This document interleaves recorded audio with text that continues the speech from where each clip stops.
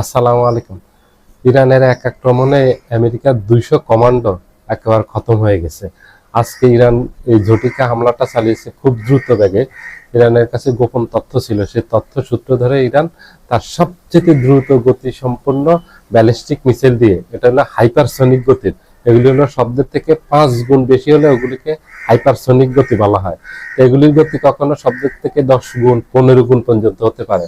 ইরানের এই hypersonic ballistic ক্ষেপণাস্ত্রগুলো গতি হলো, কিছু আছে পার আওয়ার 16,000 16,000 কিলোমিটার এবং 20,000 কিলোমিটার এগুলি পথ অতিক্রম করতে পারে।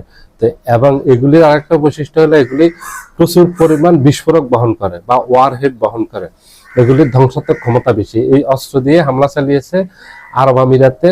যে এয়ারপোর্ট আছে, এয়ারপোর্টের বাহিরে আর্মি, ইউএস আর্মির একটা কমান্ড সেন্টার আছে, অস্থায়ী কমান্ড সেন্টার করছে। এটা তথ্য ছিল ইরানের কাছে, ইরানে সেখানে হামলা চালিয়ে 200 কমান্ডো সেখানে ছিল। এবং মধ্যম সারির এই আমেরিকার অফিসাররা ছিল। মধ্যম সারির অফিসাররা হলো, ওরা মেজর থেকে কর্নেল পর্যন্ত এদেরকে মধ্যম সারির অফিসার দ্বারা হয়।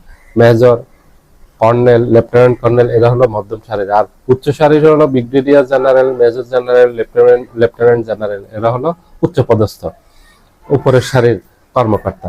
তো এটা বিশাল একটা ক্ষতি হয়েছে, কারণ ইরানের গত 3-5 সপ্তাহের আক্রমণে আমেরিকার মধ্যপ্রাচ্যের যত বিমান ঘাঁটি আছে, নৌ ঘাঁটি আছে, সেনা ঘাঁটি আছে, সব ধ্বংস হয়ে গেছে। এবং আমেরিকার যত কমান্ড সেন্টার আছে সবগুলি ধ্বংস হয়ে গেছে। এই যুদ্ধ পরিচালনা করার জন্য অস্থায়ীভাবে গোপন জায়গায় এই কিছু কমান্ড সেন্টার তৈরি করছে আমেরিকা, সেগুলিতে আক্রমণ করছে। এটার বাহিরেও, দুবাইয়ের বাহিরেও আরেকটা আক্রমণ করছে, এটা হলো বাহরাইনের বিমান ঘাঁটিতে, বিমান ঘাঁটির বাহিরে গিয়ে আরেকটা আক্রমণ করছে, সেখানেও এই আমেরিকার কমান্ড সেন্টারে আক্রমণ করছে, সেখানেও ব্যাপক ক্ষয়ক্ষতি হয়েছে। তবে সেখানে ক্ষয়ক্ষতির পরিমাণটা এখনো তারা জানতে পারেনি, প্রকাশ করেনি। আরব আমিরাতে, দুবাইতে যে আক্রমণটা হয়েছে সেটার ক্ষয়ক্ষতি তথ্যটা তাদের কাছে ছিল। ইরানের আইআরজিসি এই আক্রমণটা করেছে, আইআরজিসি নৌ কমান্ডার, নৌ শাখা এটা আক্রমণ করছে। এই আক্রমণটা ওরা তথ্য প্রকাশ করছে যে সেখানে 200 কমান্ডার নিহত হয়েছে। তা ইরানের ধারাবাহিক আক্রমণে আমেরিকা একেবারে পর্যদস্ত হয়ে গেছে। আমেরিকার অবস্থা হলো কাহিল। এখন আমেরিকার অবস্থা এমন হয়েছে যে ছেলে দেমা কেঁদে বাঁচে। আমেরিকা যুদ্ধ থেকে বেরিয়ে যেতে পারলে, ডোনাল্ড ট্রাম্প এই যুদ্ধ থেকে বেরিয়ে যেতে পারলে তার প্রাণ বাঁচে, কারণ এখন ডোনাল্ড ট্রাম্পের উপর চারদিক থেকে চাপ আসতেছে এবং ইরানের চতুর্দিক থেকে এই আমেরিকাকে এবং ইসরায়েলকে আক্রমণ করতেছে। আক্রমণ একের পর আক্রমণ শানাচ্ছে ইসরায়েলের উপর, আমেরিকার উপর। আমেরিকাকে এখন গোপনেও কোথাও বসতে দিচ্ছে না ইরান। ইরানের মধ্যপ্রাচ্য জুড়ে ইরানের একটা বিশাল নেটওয়ার্ক তৈরি করছে ইরান, গোয়েন্দা নেটওয়ার্ক। এই গোয়েন্দা তথ্যের ভিত্তিতে আজকের এই আক্রমণটা হয়েছে। এবং গত 5 সপ্তাহ থেকে যেসব আক্রমণ করছে এগুলি গোয়েন্দা তথ্যের ভিত্তিতে আক্রমণ করছে, এবং কারণ এগুলি নির্দিষ্ট লক্ষ্যবস্তুতে গিয়ে আঘাত আনছে। ইরান মধ্যপ্রাচ্যে আমেরিকার যত রাডার সিস্টেম ছিল এগুলি সব ধ্বংস করে দিয়েছে। নতুন করে আবার আমেরিকা কিছু জায়গায় রাডার স্থাপন করছে, সেগুলিও আবার এই গতকালকের হামলায় ধ্বংস করছে। এই পর্যন্ত 87 ধাপের হামলা চালিয়েছে।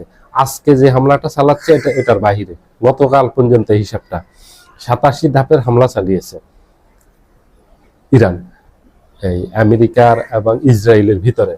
মধ্যপ্রাচ্যে আমেরিকার যত স্থাপনা আছে এবং ইসরায়েলের যত স্থাপনা আছে, ইসরায়েলের ভিতরে বাহিরে সব জায়গায় আক্রমণ করতেছে। এখন খুঁজে খুঁজে আমেরিকান সৈন্যরা কোথায় আছে সেখানে লক্ষ্য করে হামলা চালাচ্ছে, বিভিন্ন হোটেলে হামলা চালাচ্ছে, বিভিন্ন বাসাবাড়িতে হামলা চালাচ্ছে। কারণ এই তথ্যগুলি মধ্যপ্রাচ্যের নাগরিক যারা আছে বিভিন্ন দেশে, তারাই ইরানের কাছে দিচ্ছে।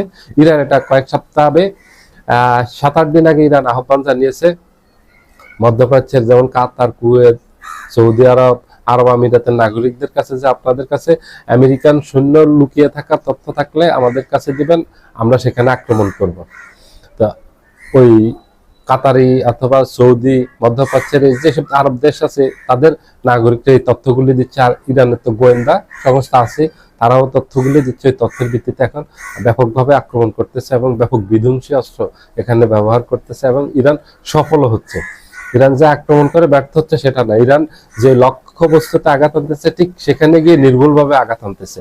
এখন যে অস্ত্রগুলি ব্যবহার করতেছে এগুলি খুব নির্ভুল অস্ত্র, এগুলি দিয়ে আক্রমণ করতেছে এগুলি, কারণ এগুলি ভেঙে দেওয়ার অর্থ হলো, এই কমান্ড সেন্টার ভেঙে দেওয়ার অর্থ হলো আমেরিকা মধ্যপ্রাচ্যে কোমর ভেঙে দেওয়া বিশাল ক্ষতি। কারণ মধ্যপ্রাচ্যে আমেরিকা চ্যালেঞ্জের মুখে পড়া, কঠিন চ্যালেঞ্জের মুখে পড়ছে এখন আমেরিকা।